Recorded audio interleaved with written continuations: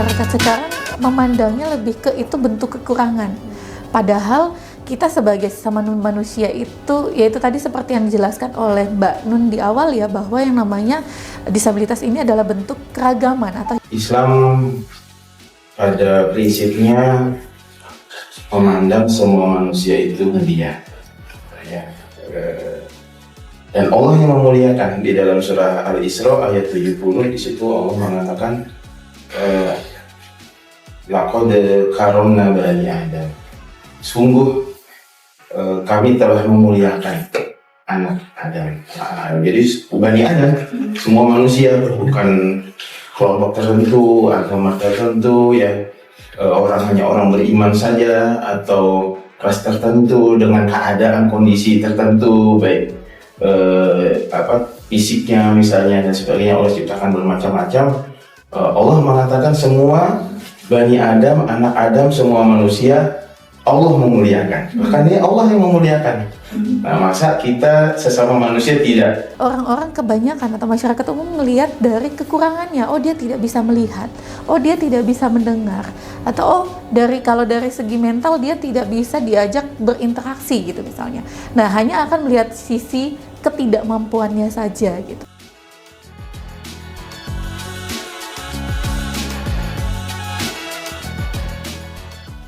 Assalamualaikum warahmatullahi wabarakatuh. Selamat pagi, selamat siang, selamat sore, selamat malam, kapanpun dan dimanapun teman-teman menonton video ini. Selamat datang di podcast PKS TV Kaltim. Senang sekali hari ini saya bisa menemani teman-teman semua dalam perbincangan yang insya Allah penuh wawasan dan penuh makna. Pada episode kali ini kita akan membahas tentang orang dengan disabilitas adalah bukti keberagaman manusia. Jadi teman-teman, tema kali ini itu mengajak kita melihat bahwa setiap individu itu punya keunikan dan keberagamannya masing-masing, sehingga keberagaman itulah yang memperkaya kehidupan sosial kita. Pada kesempatan kali ini kita akan membahas mengenai disabilitas. Seperti yang kita tahu, pada umumnya banyak perspektif mengenai teman-teman penyandang disabilitas. Ada yang memang sudah peduli, sudah aware dengan para penyandang disabilitas, bahkan ada yang belum tahu mungkin apa itu disabilitas. Untuk informasi atau pembahasan lebih lanjut, kita langsung datangkan kedua narasumber kita. Alhamdulillah hari ini saya berkesempatan untuk membersamai para narasumber hebat kita, yaitu ada Ibu Yurnia Sherlina, SPSI sebagai konselor di Trust Psychology Consulting, dan Ustadz Wasis Rianto Shut sebagai sekretaris di DPW PKS Kaltim.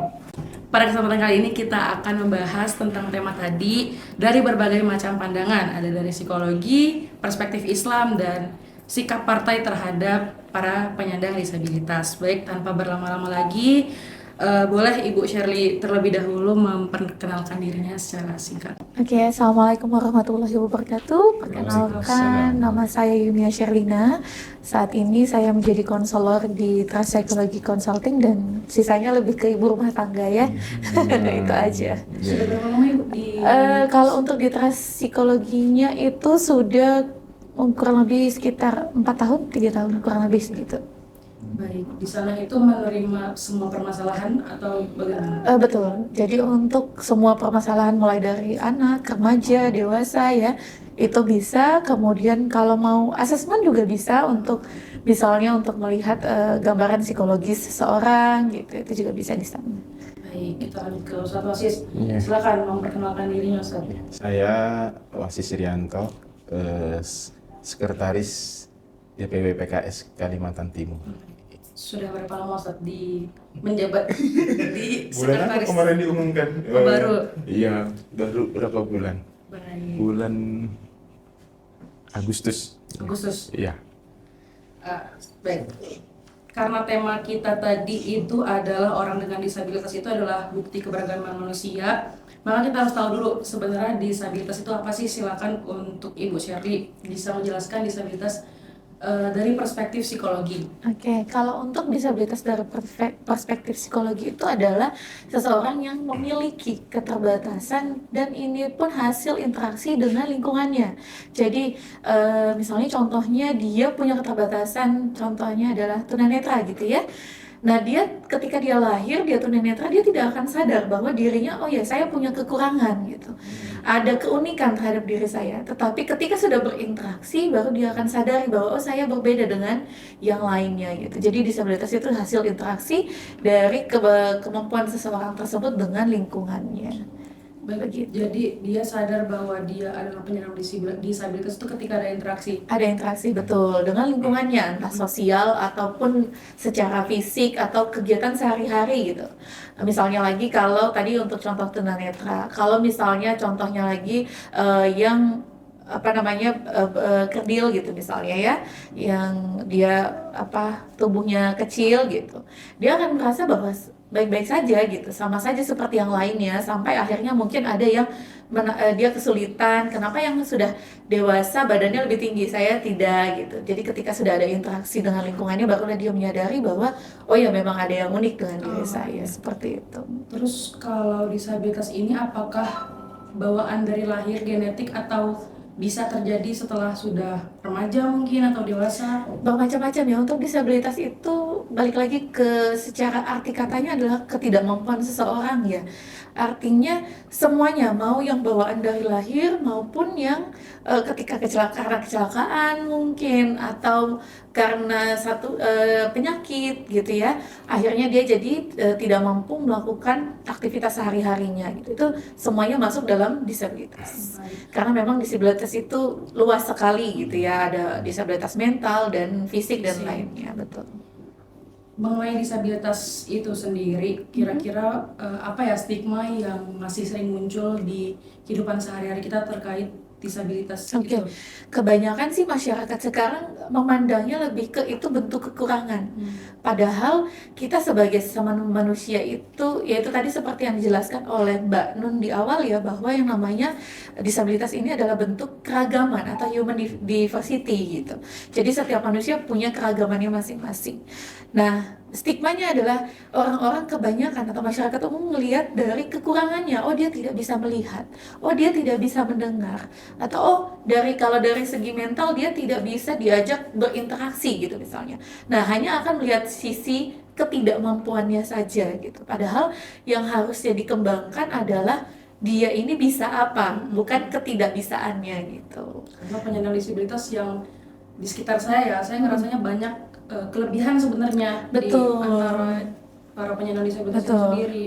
Karena memang tidak dibalik ketidakmampuannya pasti dia punya kemampuan yang lain gitu ya. Misalnya banyak sekali yang dia tidak ada tangan. Kemudian bagaimana dia sehari-hari beraktivitas dengan menggunakan kakinya gitu. Kakinya pastinya lebih fleksibel dibandingkan kita yang umum gitu. Karena memang tidak terlatih untuk melakukan hal tersebut gitu. Seperti ada yang buat melukis, suap makan gitu ya. Karena itu tadi dia sudah terlatih di hal tersebut gitu. Beda dengan kita yang punya tangan ya. Oh, ini memang pakai tangan gitu harusnya. Kurang lebih seperti itu. Kemudian stigmanya lagi, orang melihat karena ngelihat ketidakmampuannya, akhirnya ngelihatnya kasihan. Oh, kasihan. Padahal tidak semua orang yang memiliki disabilitas ini suka dikasihani gitu. Gitu. Nah, itulah yang akan bikin mental dari orang yang memiliki disabilitas ini menjadi down gitu ya, karena dikasihani gitu, karena hanya melihat kekurangannya saja. Padahal sebenarnya dia ingin dianggap sama dengan yang lainnya. Baik. Melihat stigma-stigma yang terjadi di masyarakat tadi, kira-kira apa dampaknya kepada para penyandang disabilitas ini selain yang sudah Ibu sebutin tadi? Ya, tadi yang pertama paling cepatnya, paling mudahnya adalah dia jadi kurang percaya diri. Kemudian dari ketidakpercayaan dirinya itu dia merasa, oh berarti aku tidak mampu ini, tidak bisa ini. Lama-lama jadi overthinking, cemas, dia mau bersosialisasi, takut dijudge gitu ya. Kemudian dia ingin melakukan sesuatu, nanti akan dinilai oleh orang lain bahwa kamu gak bisa, udah yang lain aja yang ngerjain gitu. Nah, hal-hal kayak gini akhirnya membuat dia menjadi, dia ngerasa aku nggak bisa apa-apa gitu. Padahal harusnya kita beri kesempatan atau kita beri ruang. Kemudian dari cemas atau overthinking tadi bisa berujung ke depresi gitu. Atau gampangnya seperti ini. Kalau misalnya kita nggak usah yang disabilitas, tapi kita kondisinya sakit, tapi sakitnya terus-menerus nih, misalnya batuk batuknya sekarang lagi musim batuk nggak sembuh-sembuh gitu ya. Nah, padahal dibutuhkan, oh saya harus ngomong gitu, saya harus mungkin jadi tenaga pengajar gitu. Kenapa sih begini, kan akhirnya ada rasa tidak nyaman, ditambah lagi misalnya ada siswanya atau pendengarnya yang ngerasa, Bu suaranya kurang jelas atau apa gitu, dia akan ngerasa, oh berarti aku tidak mampu ya gitu. Nah itu bagi yang sehat aja seperti itu gitu, apalagi yang memang dia punya kekurangan gitu, punya keterbatasan. Malah mungkin bisa timbul penyakit lainnya ya, maksudnya Betul. gangguan mental lainnya, Gangguan mental karena lainnya, stigma-stigma itu tadi. betul, depresi, kemudian merasa tidak mampu, merasa tidak berharga gitu. Ya, baik. Kalau dari perspektif Islam nih Ustaz, bagaimana dari sisi Islam memandang para penyandang disabilitas? Ya, baik. Islam pada prinsipnya memandang semua manusia itu mulia. Ya, dan Allah yang memuliakan di dalam surah Al-Isra ayat 70, di situ Allah mengatakan laqad karamna bani Adam. Sungguh kami telah memuliakan anak-anak Adam. Jadi bani Adam, semua manusia, bukan kelompok tertentu, agama tertentu ya. Hanya orang beriman saja atau ras tertentu dengan keadaan kondisi tertentu, baik fisiknya misalnya dan sebagainya, Allah ciptakan bermacam-macam. Allah mengatakan semua bani Adam, anak Adam, semua manusia Allah memuliakan. Bahkan ini Allah yang memuliakan. Nah, masa kita sesama manusia tidak? Nah, itu dia pada prinsipnya luar biasa ajaran Islam. Makanya visi PKS sendiri ini sebagai partai Islam rahmatan lil alamin, mengacu ke situ ya. Kemudian di dalam hadis Nabi sendiri juga Rasulullah SAW mengatakan innallaha la yanzuru ila ajsamikum wala ila suwarikum. Allah tidak melihat jasad fisik, bagaimanapun keadaannya Allah tidak melihat ya.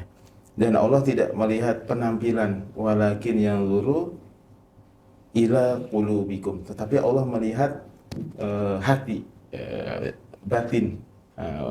Jadi itu yang dilihat Allah. Ya, Allah tidak melihat kelebihan kekurangan itu dari aspek fisik penampilan, tetapi kondisi hati dan amal. Disabilitas mungkin punya keterbatasan secara fisik ya bagi orang secara umum. Tetapi secara amal bisa jadi lebih dan tidak terhalangi seperti itu. Kemudian di surah Al-Hujurat ya ayat 13 sering disampaikan para ustadz penceramah ya, inna akramakum indallahi atqakum, yang paling mulia di antara kalian adalah yang paling bertakwa. Nah, sehingga dengan dasar-dasar ini untuk tema kita penyandang disabilitas di dalam Islam sama kedudukannya ya, tidak dibedakan seperti itu mungkin. Baik, jadi dalam perspektif Islam itu semua manusia mau yang menyandang disabilitas ataupun tidak sama-sama jadi mata Allah ya Ustaz. Iya, sama. Baik, Islam kan terkenal punya sejarahnya gitu ya. Apakah ada tokoh-tokoh terdahulu yang mungkin menyandang disabilitas juga tetapi tetap tetap mampu berdakwah, mampu berperan ya. Iya, berperan dalam Islam. Ya, ada yang terkenal ya, mungkin banyak ya, sahabat itu kan banyak, tapi di antaranya yang terkenal lah di dalam sirah itu, pertama Abdullah bin Umi Maktum. Karena beliau ini Abdullah bin Umi Maktum radhiyallahu anhu ini sampai menyebabkan turunnya ayat. Ya, karena beliau ini tunanetra, ya, tidak bisa melihat, buta sejak lahir beliau, tapi termasuk di antara sahabat yang utama. Ya, Abdullah bin Umi Maktum ini. Ya, turunnya surah Abasa itu Abasa wa tawalla an ja'ahul a'ma. Ya, kamu bermuka masam, maka sampai turun surah Abasa ya, artinya bermuka masam karena waktu Rasulullah bermuka masam kepada Abdullah bin Umi Maktum, wa tawalla, dan memalingkan wajah istilah gitu ya. Kenapa? Karena Abdullah bin Abi Maktum ini karena semangatnya belajar Islam, dia ingin bertanya kepada Rasulullah untuk urusan agama yang lagi dia pelajari ini. Nah, Rasulullah sebagai istilahnya waktu itu kepala negara sedang bertemu dengan pembesar-pembesar Quraisy. Mungkin secara manusiawi wajar aja nih lagi kan dakwah ini ya. Quraisy ini termasuk tantangan besar, ya kan? Sampai Rasulullah hijrah, perang Badar, perang Uhud, ini musyrikin Quraisy yang dihadapi ini. Ganjalan awal, jadi ada kesempatan dialog, mendakwahi, sedang bertemu. Rasulullah lagi fokus menemui itu sebagai pimpinan. Datanglah Abdullah bin Umi Maktum yang buta, ya. Nah, jadi Rasulullah agak terganggu lah gitu. Jadi mimiknya agak beda mungkin ya, itu manusia mimiknya agak beda. Tapi ala kulli hal ini ada pelajaran sampai turun ayat ini ya, semua kehendak Allah. Ya, Rasulullah sebagai makhluk yang paling mulia, tapi segala sesuatu ini ada hikmahnya. Jadi dengan kondisi itu turunlah ayat, Allah tidak berkenan.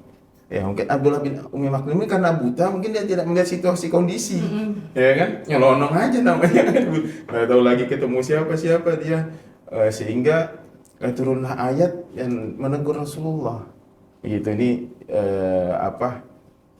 cerita tentang sahabat yang menyandang disabilitas. Ya, jadi tapi kemudian kedepannya mungkin karena semangat belajarnya dan sebagainya, Abdullah bin Umi Maktum ini tidak menjadi istilahnya kader ya, sahabat Rasulullah yang mungkin ala kadarnya.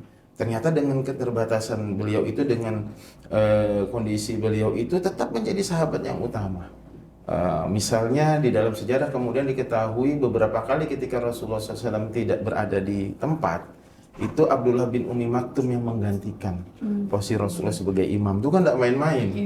Misalnya di pesantren di mana kiainya nggak ada, pasti yang menggantikan jadi imam ya itu ya bukan santri sembarangan ibaratnya gitu kan. Nah ini Abdullah bin Umi Maktum bahkan diceritakan dalam sejarah itu Rasulullah juga bukan hanya mempercayakan posisi imam sholat, tapi juga urusan-urusan istilahnya urusan-urusan pemerintahan, pengaturan masyarakat juga kepada Abdullah bin Umi Maktum ya. Sampai juga pada kesempatan-kesempatan perang pun ya, perang ini kan luar biasa menghadapi musuh dengan resiko yang sangat fatal, tapi Abdullah bin Umi Maktum tetap berperan dengan apa yang dia bisa. Di antara sejarah yang saya baca, beliau menggunakan pakaian perang yang serba hitam, kemudian mungkin kalau pakai senjata tidak memungkinkan ya, karena bisa melukai saudara-saudara. Beliau pertama paling tidak kehadirannya menambah jumlah. Gitu. Ingin berperan secara maksimal, kehadirannya menambah jumlah, menyemangati.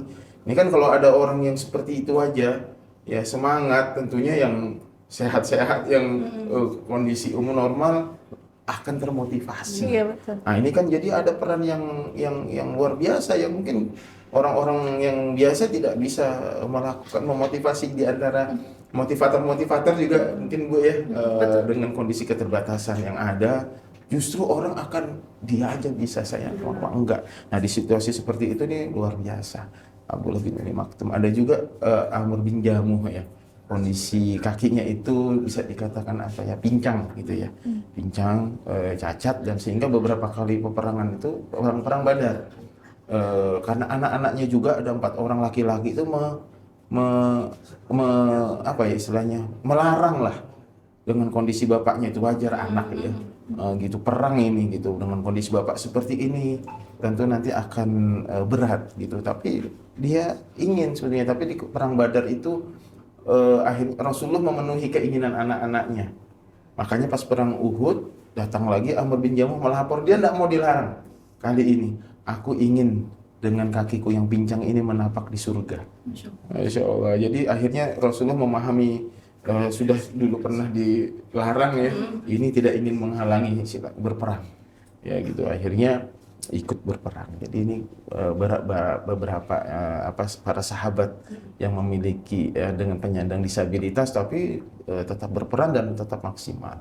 Berarti tadi ada 2 tokoh yang Ustaz sebutin, Abdullah bin Umi Maktum sama Amr bin Jamuh. Berdua itu walaupun menyandang disabilitas tapi tetap maksimal untuk memperjuangkan Islam Iya, gitu ya. kita berperan berkontribusi. Oke Ustadz, gimana Islam, prinsip Islam itu dalam berinteraksi dengan para penyandang disabilitas menunjukkan empati tapi tetap setara gitu Ustadz? Iya. Pertama, tidak boleh memandang rendah kepada siapapun, apalagi orang yang secara umum berbeda. Dinilai orang lain ada kekurangan lah dalam tanda kutip, walaupun tadi disampaikan Ibu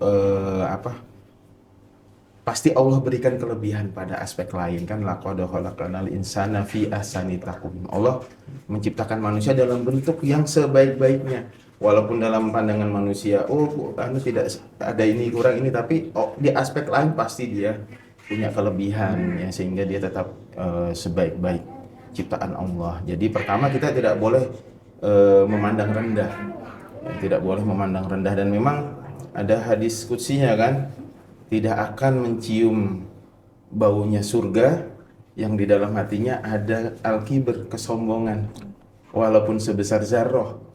Jadi ini luar biasa kita. Memang kita diminta tidak boleh terhadap siapapun. Gitu. Jadi pertama tidak boleh memandang rendah, kemudian memberikan kesempatan. Kadang-kadang orang kalau dihalangi tidak boleh juga, saya diperlakukan berbeda, direndahkan. Jadi tetap memberikan kesempatan, kemudian menyayangi, memuliakan, ya, menyayangi. Artinya kita juga tidak membeda-bedakan sih sebetulnya. Siapapun kita sayangi, kita muliakan, termasuk penyandang disabilitas. Kemudian tidak menyakiti, ya, tidak menyakiti mentang-mentang mungkin dia merasa lebih sempurna, punya kekuatan, power untuk mengintimidasi, untuk menyakiti, kan muncul itu seperti itu. Nah ini jangan, tidak boleh misalnya.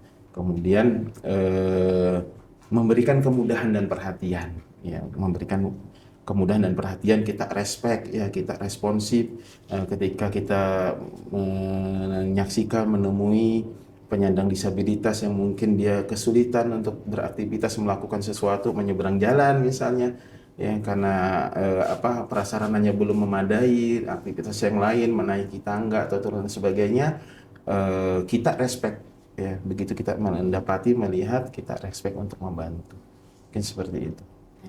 Masya Allah sih, Islam ini mulia banget cara memperlakukan sesama manusia gitu ya Ustadz ya. Terus mungkin nyenggol sedikit ke politik Ustadz. Sikap PKS terhadap Undang-Undang Kesetaraan Penyandang Disabilitas itu bagaimana Ustadz? Ya tentunya PKS ya tadi sebagai partai Islam rahmatan lil alamin, kokoh dan terdepan. Nah ini kan untuk hal-hal yang maslahat, keadilan, namanya aja partai keadilan, ya kan. Tentunya sangat mendukung ada perangkat hukum, ya, undang-undang ini kan yang memperhatikan, mengadvokasi, ya, melindungi hak-hak penyandang disabilitas dan kaum rentan lainnya, kan, seperti itu, sebagai bagian daripada hak-hak asasi manusia, hak asasi manusia secara prinsip, ya, seperti itu. Baik, kalau dari DPP sendiri Ustadz, apakah ada instruksi kepada para kader di bawahnya terkait sikap terhadap para penyandang disabilitas ini? Ya, jadi tanggal 3 Desember kan sebagai Hari Disabilitas Internasional. Sebelumnya bulan November itu DPPKS juga meluncing Hari Kumpul Keluarga. Jadi ini berdekatan ini. Nah, jadi DPPKS menggulirkan program di bulan Desember ini untuk pelaksanaan Hari Kumpul Keluarga. Itu keluarga, ya, ayah, ibu, anak yang ada mengunjungi, bersilaturahim kepada penyandang disabilitas untuk memberikan hadiah, ya, untuk memberikan perhatian kepada mereka yang sebagai wujud empati kita. Kemudian yang kedua, instruksi dari DPP itu kepada unit pembinaan anggota UPA, ya, unit pembinaan anggota, ada yang pertemuan pekanannya sekali sepekan itu, ada materi yang disiapkan oleh DPP untuk disampaikan ke seluruh UPA penjelasan tentang disabilitas, sehingga kita memahami, ya kan, karena kadang-kadang kita ini bukan ya jadi salah bersikap atau salah menyikapi karena kita memang belum punya kerangka berpikirnya gitu. Jadi dipahamkan, dijelaskan di upah-upah di unit pembinaan anggota di pertemuan pekanan serentak se-Indonesia, di-share ya, dibagikan lewat bidang kaderisasi untuk disampaikan oleh para ustadz, para pembimbing. Nah, itu luar biasa. Kemudian juga ada perintah yang instruksi untuk unit pembinaan anggota itu melakukan kegiatan juga kunjungan ke panti, ke institusi terdekat untuk sama tadi memberikan hadiah, ya kita bersilaturahim, beramah tamah gitu, dan juga berdiskusi seperti sekarang sebetulnya ini program DPP dengan pemerhati praktisi disabilitas untuk kita juga mendapatkan masukan-masukan, yang mendapatkan saran-saran seperti itu. Baik, terkait instruksi dari DPP tadi Ustaz, bagaimana implementasinya di kita di DPW Kalimantan Timur ini? Di DPW Kalimantan Timur berjalan bagus ya. Jadi ini dalam tahap pelaksanaan ya, dalam tahap karena instruksinya itu pekan pertama dan kedua Desember. Ya, jadi dalam 2 pekan ini masih dilaksanakan oleh para kader PKS ya, secara tadi keluarga-keluarga, ada gerakan kumpul keluarga tadi, kemudian juga di upah-upah ada instruksi tadi untuk mengunjungi panti, lembaga penyandang disabilitas. Nah, ini nanti sampai pekan kedua dan akan dievaluasi. Jadi selama ini sih kalau instruksi-instruksi dari struktur PKS selalu dievaluasi, dipantau, nanti hasil evaluasinya seperti apa, kalau belum mungkin disuruh mengerjakan dan seterusnya seperti itu. Ya kan suatu kebaikan. Sama lah kalau enggak puasa berarti dikodok, ya kan gitu. Ya seperti itu. Berarti implementasinya berjalan dengan lancar ya Ustaz ya, instruksi dari atas tetap dijalankan di wilayah-wilayah gitu. Iya. Oh ya, untuk khusus Hari Disabilitas ini juga DPP meluncing namanya Akses PKS. Gerakan Sayangi Rentan dan Disabilitas PKS. Dalam rangka Hari Disabilitas Internasional 3 Desember ini. Jadi DPP menggulirkan gerakan Akses PKS, itu sayangi dan peduli, gerakan sayangi rentan dan disabilitas ya, dengan 4 sikap, saklip: sayangi, kenali, lindungi, dan peduli. Ya, luar biasa ya. Penuhi.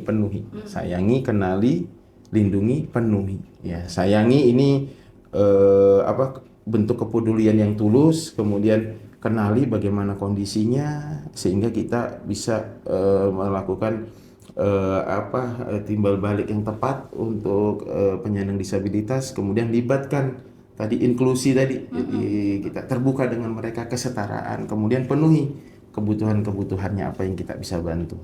Nah, seperti itu. Baik.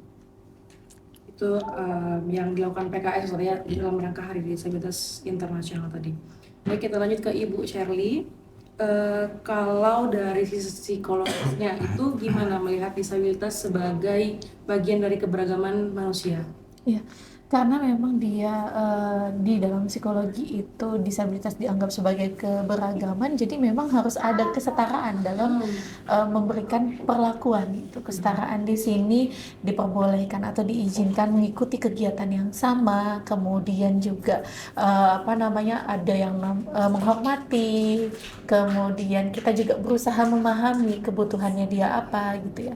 Jadi memang kalau dari segi psikologis itu lebih ke bagaimana membuat dia merasa berdaya di lingkungannya dia gitu. Dengan begitu dia akan bisa aktif kembali, dia bisa memiliki kepercayaan diri gitu, dan harga dirinya pun juga pasti akan lebih meningkat. Berarti gitu. Adanya keberagaman tadi kita munculkan juga kesetaraan gitu ya. Betul. Supaya mereka tetap merasa berdaya. Betul. Terus kalau tadi kan di lingkungan masyarakat ya, kalau di lingkungan keluarga gimana pentingnya inklusi dalam kehidupan keluarga? Mungkin bisa dijelaskan sedikit juga inklusi itu apa? Mungkin ada beberapa teman yang asing dengan inklusi. Iya, inklusi itu adalah sebuah pandangan atau sikap menyamaratakan atau apa adanya, menerima seseorang apa adanya tanpa syarat-syarat, misalnya kayak dia harus ini, harus itu gitu ya, tapi lebih ke, oh dia adalah sosok yang begini ya, beginilah gitu. Tidak perlu ada syarat lainnya gitu. Kita bisa menerima dia apa adanya. Nah, itu untuk inklusi. Nah, peran keluarga agar bisa menjadi keluarga yang inklusi, yang nyaman bagi penyandang disabilitas ini adalah keluarga pun harus bisa meningkatkan kepercayaan dirinya, kemudian menyayangi, kemudian memberikan ruang dia ingin melakukan apa, memberikan kesempatan yang sama gitu, kemudian menghormati segala keputusannya gitu. Pertama ya tadi perlu kita tanyakan dulu dia butuhnya apa, kemudian saya membutuhkannya misalnya A B C gitu karena saya punya keterampilan di bidang ini gitu. Nah, itulah yang difasilitasi supaya dia punya istilahnya rasa keberhargaan diri gitu. Dia yakin bahwa dirinya itu bisa sama dengan yang lainnya atau merasa setara. Berarti memang peran keluarga cukup penting ya Iya, untuk sangat memberikan penting rasa percaya sekali. diri teman-teman Betul. penyandang disabilitas. Terus gimana kita membangun relasi yang setara dan suportif sebagai kita ke para penyandang disabilitas? Ya. Pertama kita harus bisa menerima dulu dia apa adanya, ya nggak boleh ada rasa judge, menghakimi dia ini tidak mampu gitu. Jadi harus melihat bahwa dia dengan kondisinya, tetapi dia tetap bisa punya kemampuan yang bisa dia banggakan gitu. Kita tanya kebutuhannya apa. Tentunya dengan nada bicara yang ya umumnya seperti kita berbicara dengan teman-teman yang lainnya gitu ya. Kemudian tanya kebutuhannya apa yang perlu saya bantu gitu. Kemudian ketika dia sudah mengungkapkan apa yang ingin dilakukannya, beri waktu atau beri ruang untuk dia bisa mengekspresikan gitu. Dia pengennya melakukan hal apa yang bisa meningkatkan kepercayaan dirinya gitu. Yang paling penting itu kita harus menerima dulu ya Iya, bahwasanya betul. manusia itu beragam. Betul. Sehingga Gitu. hal-hal lain bisa kita komunikasikan ke teman-teman itu. Bahkan ini pernah ini Mbak, mungkin saya pernah lihat gitu. Jadi ada cerita salah satu artis gitu. Dia niatnya adalah membantu ibu-ibu tunanetra gitu. Ingin membeli dagangannya. Tanpa bertanya, dia langsung, Bu, saya beli ya gitu dagangannya ini gitu. Padahal ternyata ibu itu tidak berjualan, dia beli untuk dirinya sendiri gitu. Akhirnya malah menimbulkan kesalahpahaman gitu, yang mau ngebantu jadi ngerasa malu, yang dibantu kok saya dipandang begini gitu. Nah, itu punyanya ya. Iya, bukan jualan gitu. Jadi memang harus kita tanya dulu, Bu, butuh bantuan apa gitu. Bu, ini dijual atau tidak gitu. Mungkin seperti itu. Harus dikomunikasikan. Betul. Terus kita balik lagi ke tentang keluarga tadi. Kira-kira keluarga bisa melakukan apa ya untuk menimbulkan lingkungan emosional yang sehat? Ya, pertama pastinya menerima tadi ya. Kita bisa menerima kondisi dari penyandang disabilitas ini. Kemudian ketika kita bisa menerima, otomatis kita akan memberikan sikap yang nyaman bagi dia. Dia tidak merasa, oh aku dianggap tidak mampu. Kalau misalnya kita ada salah satu keluarga, contohnya aja misalnya stroke ya gitu ya, itu kan salah satu bentuk disabilitas juga, dia tidak bisa movement kemana. Padahal sebenarnya pengen nih dia mulai beraktivitas lagi setelah rehabilitasi. Nggak usah, kita anggap misalnya bapak gitu, nggak usah Pak, saya aja Pak. Akhirnya kan dia ngerasa ini nggak boleh, itu nggak boleh gitu ya. Jadi kita terima dulu, oh bapak mau butuh bantuannya Pak, enggak bapak bisa sendiri gitu. Nah, kita sebagai keluarga setelah menerima dan menghormati keputusannya, kita juga harus mengawasi aman nggak ini gitu. Ketika tidak aman baru berikan bantuan gitu. Jangan anggap mereka itu langsung tidak Tidak bisa mampu gitu betul. ya. Jadi memang harus ditanya dulu butuh bantuan atau tidak. Takutnya gitu. malah mereka ngerasa aku bisa kok Iya, dianggap nggak bisa betul. gitu ya. Atau mungkin bisa juga keluarga menjadi tempat pertama dia untuk menceritakan bahwa oh tadi saya di luar diperlakukan begini ya. Nanti dia cerita ke orang tuanya atau mungkin orang terdekatnya di keluarga bahwa itu mungkin pandangan dia seperti itu. Dia belum tahu bahwa kamu punya ini, kamu mampu ini. Jadi kita meningkatkan atau memberikan support dia secara emosional gitu, bahwa menurut saya kamu baik kok, kamu bisa melakukan ini gitu. Jadi meningkatkan lagi kepercayaan diri. Keluarga lah yang Iya, memberikan keluarga pemahaman yang itu memberikan ya. pemahaman. Terus ada nggak sih tips atau cara komunikasi kita yang benar gitu untuk berinteraksi sama teman-teman penyandang disabilitas? Yang pertama, gunakan bahasa yang umum saja, tidak aduh kamu kenapa melakukan begini, ini saya aja harusnya gitu. Itu dia akhirnya merasa dikasihani ya, merasa oh saya bisa kok gitu harusnya. Jadi apa yang mau dilakukan, mau ngapain ini gitu, boleh seperti itu. Jadi kayak umumnya saja gitu orangnya. Kemudian tidak menunjukkan wajah masam tadi gitu ya, itu juga salah satu bentuk, karena memang Merasa dia. iya dia lebih sensitif kan gitu ya. Kemudian kitanya memang harus, namanya manusiawi kadang-kadang memang kaget ya gitu, memang responnya seperti itu gitu, tapi harus segera sadar bahwa oh ya, tatapan seperti ini mungkin akan ngerasa dia ngerasa dia jadi tidak mampu gitu. Jadi oh ya, saya harus mungkin bisa mengalihkan ke pandangan yang lain gitu. Atau misalnya kadang-kadang dia misalnya kakinya diamputasi, kita mau tidak mau kan akhirnya ngelihat ke kakinya gitu. Nah itu segera alihkan supaya dia tidak merasa diintimidasi atau sedang dinilai gitu. Berarti emang dari kitanya juga harus mengontrol itu ya, komunikasi yang Betul, baik. komunikasi yang baik seperti itu. Kemudian hindari nada bicara yang merendahkan. Oh iya. Ya, Karena mungkin niat kita nggak merendahkan, tapi nadanya. Ini aku aja, nanti kamu malah gini gitu. Akhirnya itu yang bikin dia ya udahlah gitu. Nah, Ustadz, dalam momentum ini ya, Hari Disabilitas Internasional 3 Desember 2025, apa pesan khusus dari PKS untuk kita semua? Mungkin tadi sempat Ustadz senggol sedikit saat di pertanyaan Iya, sebelumnya. pesan khusus, enggak pesan umum. Ya, jadi khusus karena khusus untuk peringatan Hari Disabilitas Nasional ya, internasional. Artinya kita memandang semua manusia ya adalah sama, gitu kan. Allah memuliakan. Gitu. Bahkan di dalam ada lagi tuh di dalam Al-Quran surah An-Nur ayat 61. Jadi jangan kita terhalang untuk bahasanya itu duduk untuk makan-makan bersama dengan yang buta, dengan yang pincang, dengan yang memiliki kondisi-kondisi seperti itu, baik di rumahmu, di rumah orang tuamu, di rumah saudaramu, katakan seperti itu di ayat yang panjang di surah An-Nur ayat 61 itu.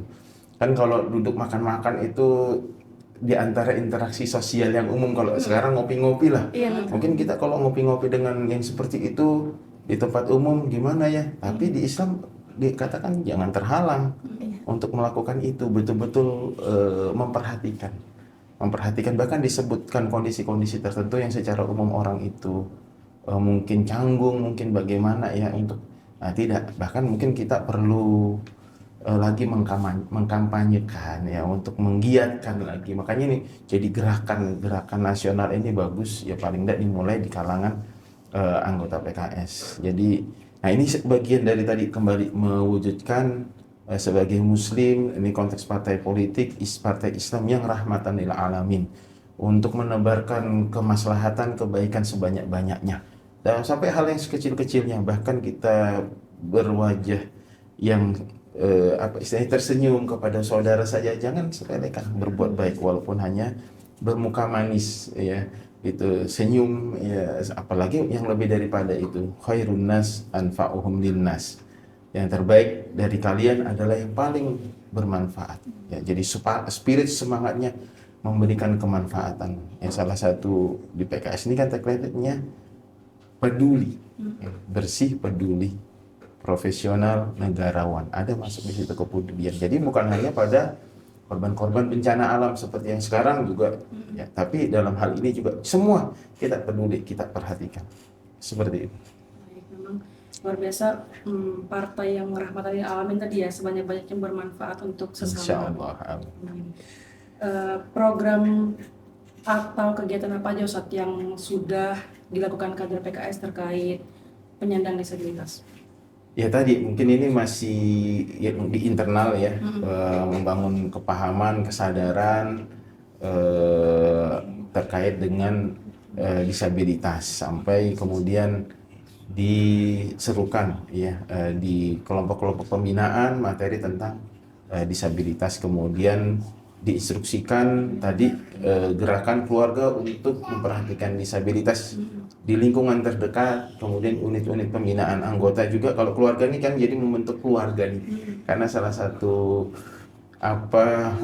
yang digulirkan pemerintah pengurus pusat ini kan rumah keluarga. Itu ada lima rumah tuh, rumah keluarga, rumah ibadah, rumah partai, rumah kebangsaan, rumah peradaban. Basicnya keluarga dikuatkan ya, kemudian unit-unit pembinaan anggota juga kita di keluarga, kita di rumah partai tadi juga diserukan untuk menunjukkan perhatian terhadap disabilitas.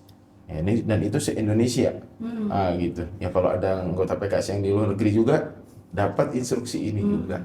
Jadi efeknya itu luar biasa karena insya Allah kader-kader semua akan melaksanakan, mengerjakan instruksi ini. Berarti mulai dari pemahaman dulu ya Ustaz, biar nanti bisa diterapkan dengan baik. Dan ada actionnya nih, kita disuruh mengunjungi, memberikan hadiah, perhatian. Dengan instruksi atau program-program yang dilakukan tadi, apakah ada tantangan Ustaz untuk menciptakan lingkungan yang inklusif bagi sesama teman-teman penyandang disabilitas? Ya, menurut saya tantangan di masyarakat ini pertama aspek pemahaman. Ya, aspek pemahaman ini karena ya tindakan seseorang dari pemahamannya. Pemahaman perlu lagi, makanya paling tidak di internal kita sudah ada materi tentang disabilitas. Ya mungkin nanti perlu dikampanyekan lagi lewat media-media yang ada, termasuk lewat kegiatan saat ini, bagian dari untuk mengkampanyekan kesadaran tadi ya. Dengan pemahaman lahir kesadaran. Ya, dengan kesadaran ada kepekaan. Ya, kepekaan. Kemudian ya yang kedua memang kurang edukasi, lebih harus lagi ya. Dan ya PKS itu juga partai yang sangat memperhatikan pendidikan ya, kita sebutnya tarbiyah, itu tarbiyah ya. Kemudian tantangannya ya di masyarakat kita ini budaya yang cenderung cuek ya, juga materialistis, begini egois ya, jadi tidak peduli lingkungan. Nah ini juga bagian daripada tantangan secara umum ya, tantangan secara umum ya, bagian daripada aksi dakwah mengajak kepada kebaikan yang dilakukan PKS, harapannya juga semakin menumbuhkan kesadaran, mengurangi sifat egois ya, individual, cuek dengan kondisi sekitar. Seperti itu ya tantangan di masyarakat kita ya, di bagian daripada tantangan dakwah juga. Tantangannya emang aspek pemahaman ya, karena tidak semua orang bisa langsung memahami. Iya. Mungkin dari usia dini sih, mungkin ya. Mungkin ada anak kecil yang nggak paham, mungkin ada orang dengan kondisi tertentu langsung dia sebutkan seperti itu. Pak, Bu, si ini misalnya disebutkan kondisinya itu kan, tapi kan anak itu belum dipahamkan. Nggak dipahamkan. Ini akan mengurangi mungkin mencederai ya penyandang disabilitas, atau mungkin bukan aja anak, mungkin yang sudah remaja juga mungkin seperti itu, tetap harus disadarkan, dipahamkan. Itu kunci pertamanya ya Ustaz ya. Iya. Terus ke depannya Ustaz, apakah ada program baru atau program yang ingin dikuatkan untuk memberdayakan teman-teman penyandang disabilitas? Ya, ke depan sebetulnya bagi PKS ini semua kelompok masyarakat adalah karena ya kita ini sebagai seorang muslim ya ini partai Islam, walaupun anggotanya pengurusnya juga banyak yang non muslim, tapi Islam kan mencakup semua ya, Islam mencakup semua. Jadi untuk penyandang disabilitas ke depan kita lebih besar perhatiannya, karena ini kan baru digulirkan oleh struktur, akan lebih besar. Mungkin mereka butuh tadi ya kan 4 sikap tadi: sayangi, kenali, lindungi, penuhi. Ya, jadi kita akan banyak berkomunikasi, mungkin berinteraksi, mungkin mengajak praktisi, pemerhati agar juga mungkin kemudian langkah-langkah kita juga lebih tepat ya, karena pemerhati praktisi ini lebih memahami. Mungkin partai politik bekerja sama, kemudian apa kebutuhan mereka, mungkin penguatan mental emosionalnya juga perlu, spiritualnya Bu ya, karena bagaimanapun dukungan dari luar kalau secara Dalam diri dari mereka sendiri misalnya tidak dikuatkan ya, mereka mungkin frustasi, merasa minder dan segala macam, mungkin agak berat kayak gitu ya. Jadi, itu mungkin pembinaan mental, spiritual, emosional mereka juga SQ lah ya. Itu juga perlu bisa kita fasilitasi, kita bekerja sama, kita menghimpun. Mungkin banyak ada juga keluarga-keluarga yang membutuhkan itu konseling segala macam, kita bisa bekerja sama. Kemudian hal-hal yang lebih jauh lagi, mungkin penyandang disabilitas yang membutuhkan keterampilan-keterampilan tertentu untuk mereka bisa mandiri, ya, kemudian juga akses permodalan mungkin yang mungkin tidak besar, mungkin sebagai partai politik, atau membantu akses ke permodalan pemerintahan, kita bantu prosedurnya, pengurusannya dan sebagainya. Mungkin insya Allah ke depan kita bisa lakukan itu. Semoga program-program yang emang direncanakan atau ingin dikuatkan itu bisa berjalan ya Ustadz ya. Ya, amin. Selanjutnya, ini pertanyaan untuk kedua narasumber kami. Kolaborasi ideal antara pemerintah, komunitas, dan partai politik seperti apa untuk mewujudkan masyarakat inklusif? Oke, kalau untuk kolaborasinya dari pemerintah, kemudian komunitas dan partai politik itu, pemerintah menyediakan pendidikan, kemudian fasilitas kesehatan dan fasilitas umum yang ramah bagi disabilitas. Dan kemudian untuk komunitasnya harus ada komunitas di sana untuk sebagai tempat ruang yang aman dan nyaman bagi si penyandang disabilitas, dan untuk menyampaikan kepada masyarakat bahwa mereka ini setara, hanya saja mungkin ada hambatan di beberapa aspek gitu. Nah, untuk dari partai politiknya, ya sebagai istilahnya representatif dari masyarakat gitu, untuk mewujudkan itu semua. Jadi ketika tiga ini sudah berkolaborasi, menurut saya itu nggak hanya akan jadi wacana gitu, bahkan akan semakin bagus sekali gitu. Misalnya seperti tadi yang Ustadz jelaskan gitu ya. Jadi kalau bisa kita menguatkan si penyandang disabilitas ini dengan pelatihan ISQ gitu.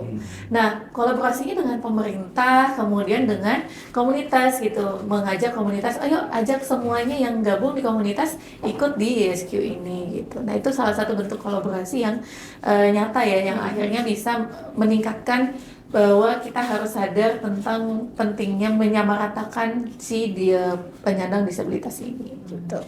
Nomor OSIS gimana?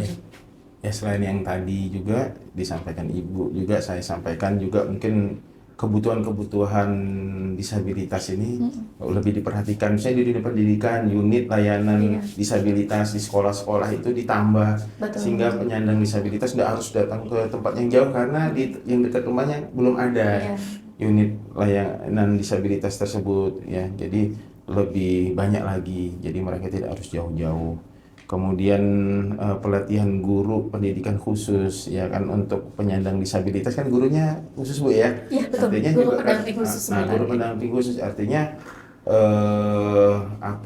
ketika ketersediaan guru pendamping khusus ini kurang, tentunya anak-anak yang penyandang disabilitas ini tidak bisa mendapatkan pendidikan yang sesuai dengan keadaan mereka. Betul. Nah, ini pasti peran pemerintah. Ya, peran pemerintah sangat penting. Artinya di sini nanti mungkin partai politik bisa menyuarakan ini sebagai aspirasi. Ya, kemudian tentang ketenaga kerjaan, mungkin perlu juga pemerintah memperhatikan untuk penyandang disabilitas ini bisa mendapatkan lowongan pekerjaan ya di tempat-tempat yang mereka bisa, mungkin misalnya untuk komputer atau akuntansi, untuk kondisi-kondisi tertentu mereka masih bisa mungkin lebih pandai bisa jadi, tapi kemungkinan kebijakan perusahaan atau lembaga yang menerima pekerjaan ini memandang disabilitas langsung sebagai kekurangan gitu. Jadi ini juga perlu perhatian ya mungkin dari pemerintah.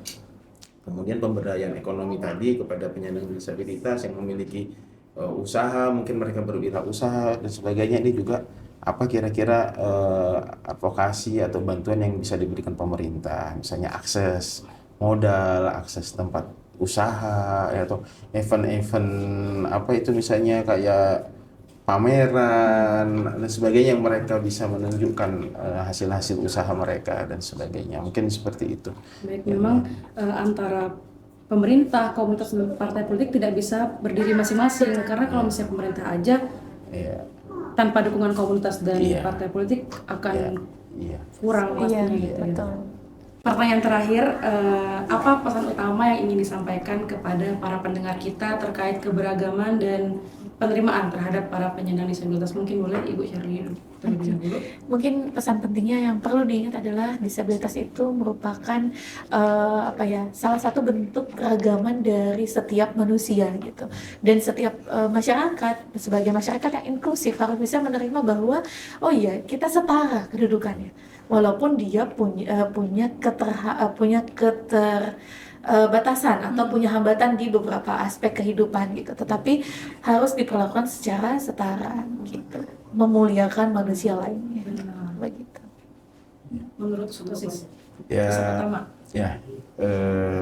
Jadilah kita manusia, insan yang memberikan kebaikan, memberikan keselamatan, memberikan kenyamanan bagi siapapun, terutama orang-orang yang memiliki keadaan yang khusus tadi, ya, yang kita sebut disabilitas, ya, pada prinsipnya kepada siapapun. Tapi ini karena temanya itu, ya, kita menjadi orang yang sosok yang bisa menerima, menyetarakan, ya, tidak mendiskriminasi, mengecilkan, apalagi menghina, menyakiti para penyandang disabilitas. Berarti memang pesan utama. Jadi mohon untuk teman-teman bisa menyimak, mengimplementasikannya dalam kehidupan sehari-hari. Baik, seperti yang saya sampaikan di awal tadi Ustadz, Ibu, bahwasanya obrolan kita pada hari ini itu benar-benar penuh wawasan, penuh makna. Kalau bahasnya sekarang full daging lah. Full daging. Iya. Terima kasih kepada Ibu Yunia Sherlina dan Ustadz Wasis karena dengan penyampaian tadi itu sangat membuka mata kita, membuka pikiran kita supaya bisa diterapkan ke kehidupan sehari-hari, karena kita hidup dengan mereka juga di sini dengan penuh keberagaman. Semoga obrolan hari ini bisa menjadi inspirasi bagi kita semua untuk lebih memahami, menghargai, menghadirkan sikap yang ramah dan suportif kepada saudara-saudara penyandang disabilitas. Jadi buat teman-teman semua, mari kita bersama-sama membangun lingkungan yang lebih inklusif, ramah dan adil bagi seluruh teman-teman saudara-saudara penyandang disabilitas. Buat teman-teman pendengar, jangan lupa like, komen, apalagi yang perlu kita bahas lainnya, dan subscribe channel ini. Terus jangan lupa juga buat follow akun media sosial PKS Kaltim lainnya, karena di sana bakal ada konten menarik, konten inspiratif, dan konten edukatif lainnya. Sampai jumpa di episode berikutnya.